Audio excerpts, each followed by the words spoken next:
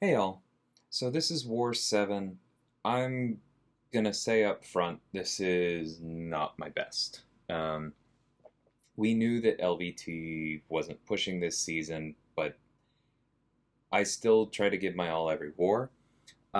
Before I joined this war, I've been using Photon in Alliance Quest. She handles both the Danny Moonstar minis and the Sorcerer Supreme boss really well, and I generally hadn't had good options before that. Very annoying that I got caught there by those two hits and lost hits off my indestructible when my parry didn't land, but that's okay.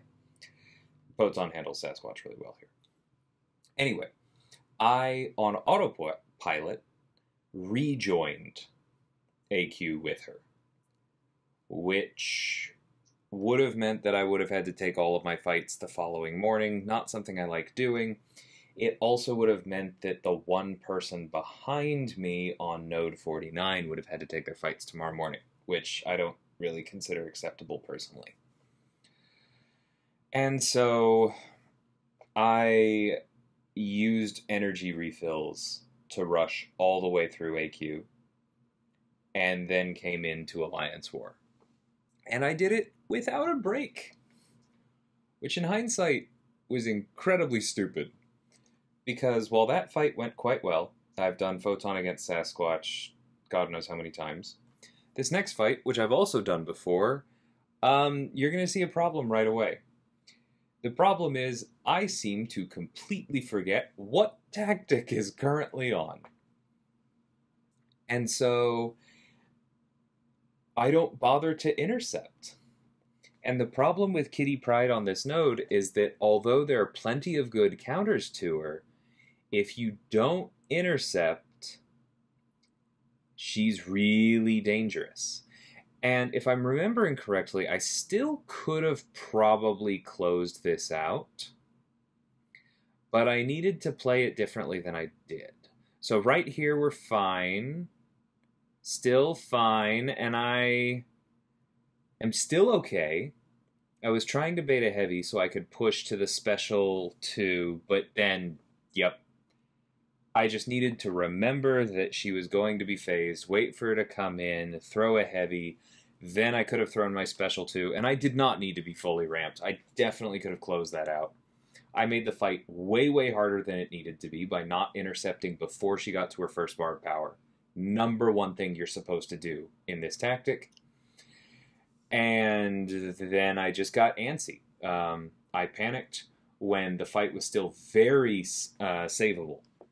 I managed to survive the special 2, which honestly, kind of proud of that because I wasn't ready for it.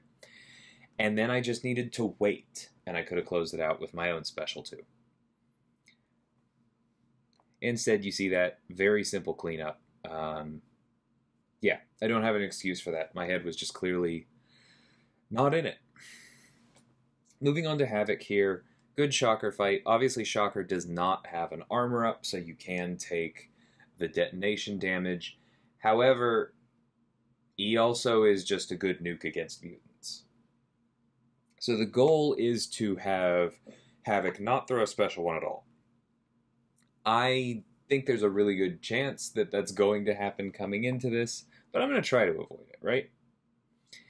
And although I do have the Steadfast here, and I did have the Taunt, I think in hindsight, I probably shouldn't have bothered even with throwing that first special 2, or that first special 1.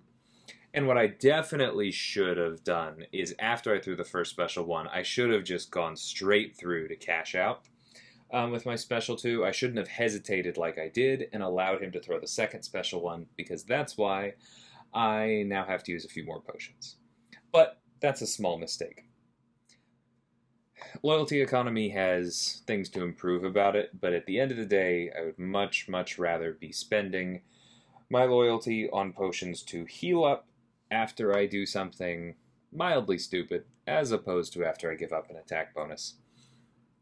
Now, something to talk about with this node.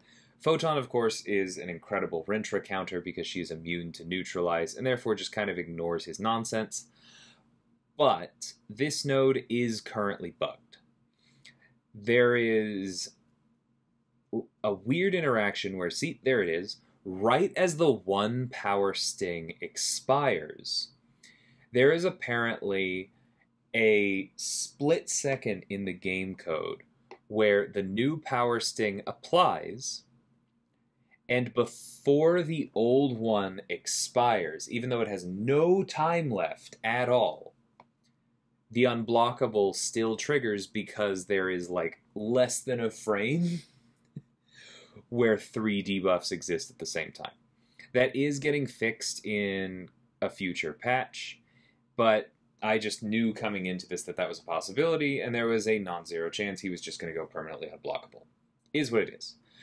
Of course, the thing to note with this fight is whether the opponent is permanently unblockable or not, you want to be cognizant of your combo count so that you can try and cross a multiple of 10, like if you were fighting Void, right before you throw your specials to clear the power sting that way.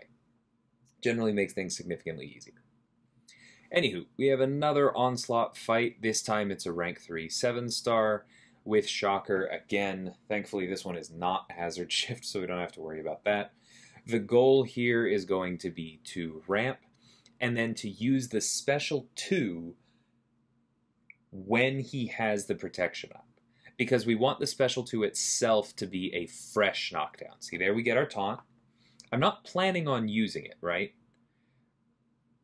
Maybe I should have. I don't know. I did so many of these dexes the other day that I don't regret going for it there. It was just clearly a mistake. You can see his heavy try and catch me there, but I was ready for it after the last time. Probably should have hit him a few more times there, but I honestly was a little bit surprised by the unblockable, I think. I'm not fully used to that aspect of Shocker's kit. Still learning him a bit. Was really hoping to get a taunt here, but now it's time to prove I do know the evade, and there it is. So that one was perfect, thankfully. We throw the special 1 there again. I think was I already at 100? In that case, I think that special 1 may have been a mistake. Anyway, like I said, we throw the special 2 while protection is up. We wait for the Fury to expire, because we don't want to give the protection a chance to come back before we land the final hit of our heavy. It does not. We do over 450,000 damage, and we move on. Didn't play that perfectly, but Shocker is obviously a great counter. The aggression prowess just helps ramp him faster, and so that was great. This next fight, Gore, I prefer with Longshot. Tiger's not bad. We've sent Werewolf before, and I got instructions for it. Basically, spam special 1, right? But there are 2 problems. 1, this Gore is running the Recoil Masteries, which means he is going to have that poison on himself the entire time, and is therefore going to have extra regen buffs. And that's going to mess with my power, as you'll see. The other problem was, we in the past have been taking this with a rank 3 werewolf, which I did not fully clock. And that means that the fight is going to take my rank 1 werewolf significantly longer. And because of that, with power efficiency and knowing how much room Gore covers when he throws his specials, I should have been throwing like single mediums backing off so he didn't have a bar, and then hitting his block to create space. The special 1 helps here, but I think as this fight goes on, I should have been creating space. Now here is the problem. He's going to throw a special. Yeah, he throws the special, and he has 3 of those regens. Like I said, he has extras because of the poison. And I think I go, yep, to get rid of the protection, and that was hubris. Because as he throws this, I now go red from the expiring regens.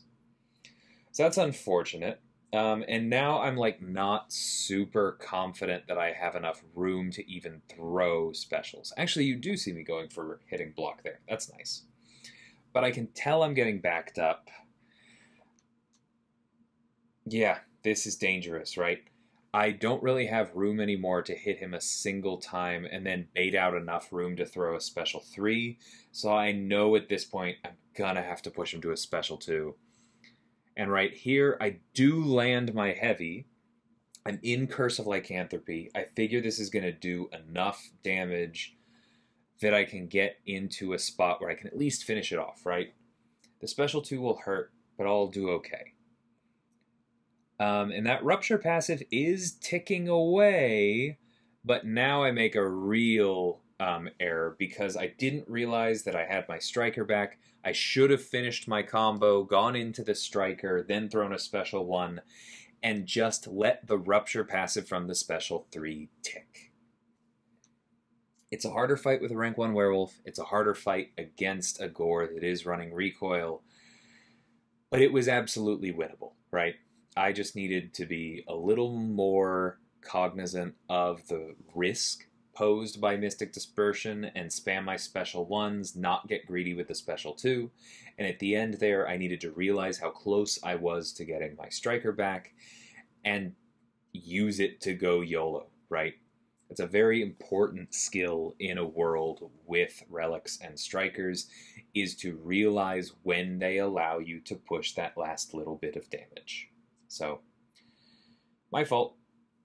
Anyway, Photon is not a great counter here. I would not do this from 100%, but she has enough heal reversal that I'm so annoyed with him. I did not want to heal up Wolf, and I knew I could do that.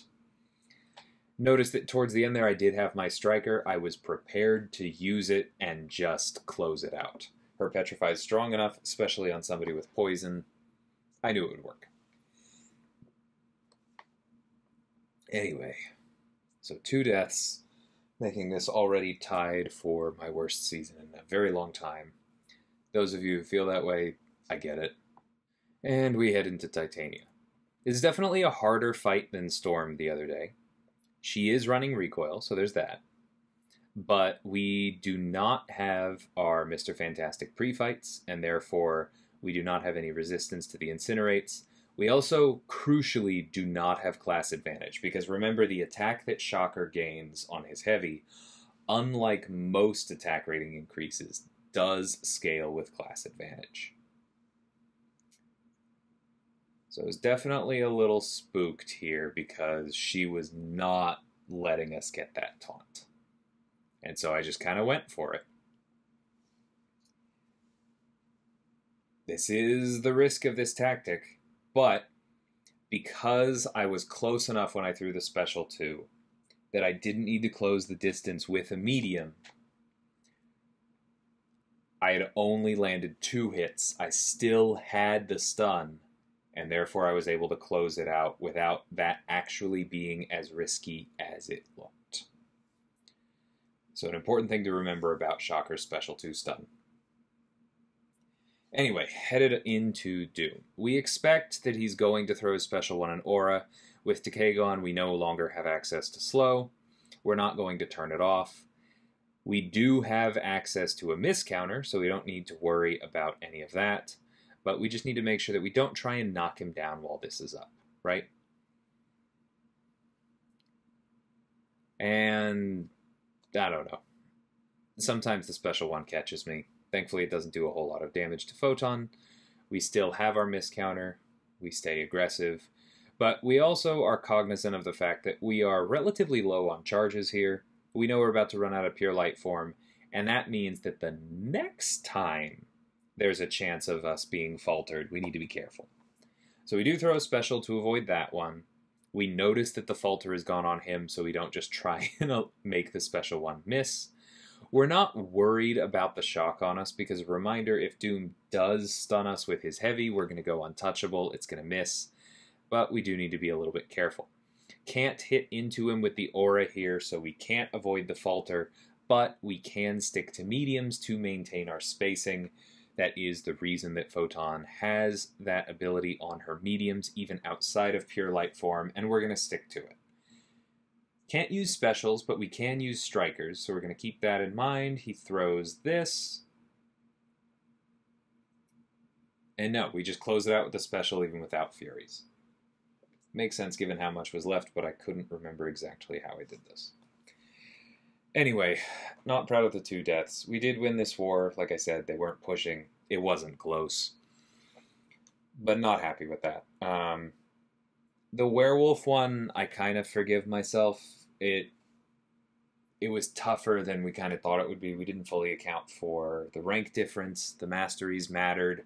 We hadn't scouted for masteries. That's something I guess I will be keeping in mind for future gores there. Not likely to come up against an alliance that is trying. So it's probably not a big deal, but something that lesson learned.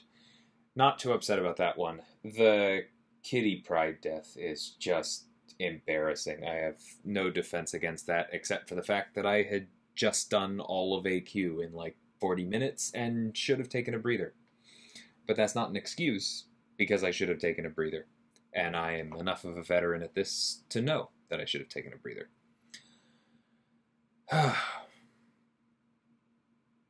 Alright, well that's enough flagellation. Gonna let that go. Hope y'all enjoyed this. Hope that you learned something from it. There were a lot of really interesting fights in here, and I do think that there's some good takeaways. But until next time, thank you so much for watching, and take care.